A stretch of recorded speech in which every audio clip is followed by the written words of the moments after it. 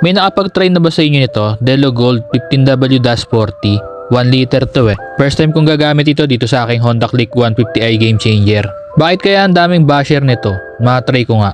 Ito kasi lagi gamit ko eh, PTT, yung may libreng gear oil. 10W40 naman to, 0.8 liters o 800ml. Ngayon, susubukan ko naman yung Delo Gold. 1 liters yun pero hindi ko sasama yung 200ml.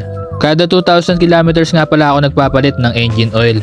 Yung Delo Gold kasi nakalagay doon diesel engine eh, pero pwede sa scooter, ewan ko ba? 15W din siya. Yung PTT kasi 10W lang yun eh. Ano kaya pinagkaiba nun? Nakagamit ka na rin ba ng Delo Gold? Kamusta yung performance? Maganda naman ba? Ito na yung lumang engine oil. Nasa 750ml na lang yata ito. Wala na siya sa 800ml. Try natin start kung sasabog. Nasa 54,257 km na pala yung tinatakbo ng motor natin.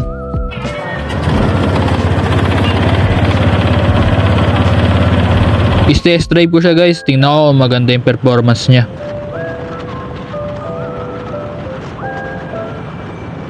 Ganun pa rin naman, same pa din, wala naman halos pinagkaiba sa dati kong oil.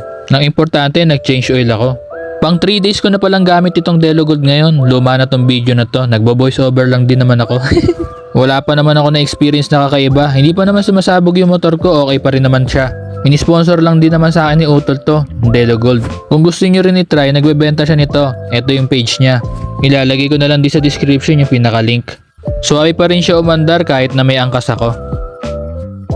Siyempre, bago ko gamitin yung oil, nag-search muna ako kung pwede nga ba siyang gamiting langis sa motorsiklo. May mga sang-ayon at siyempre, merong hindi sang-ayon. Tulad nito, ang sabi niya, ginagamit naman talaga sa motor yan Delo Gold. Halos lahat kami, puro ganyan ang gamit, Delo. Daming gumagamit niya sa motor, makakargado pa. 4 years na po ang Honda Click ko, tas Delo oil lang po kahit kailan di ako nadismaya. Katoda, pang diesel po yan, malapot yan para sa motor. Maganda yan, di mainit at di malagatik, dali pa lumamig. Gusto pa ninyo na mas marunong pa kayo sa mga engineer na gumawa ng mga makina at langis. Kaya nga nakasulat dyan na for diesel, ay para sa mga diesel engine yan.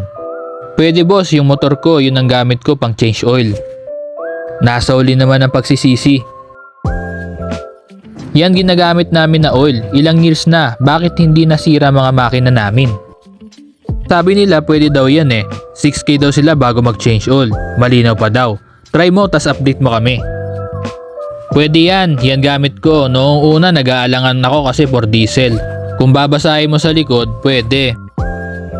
Ilan lang yan sa mga suggestion na nakita ko online.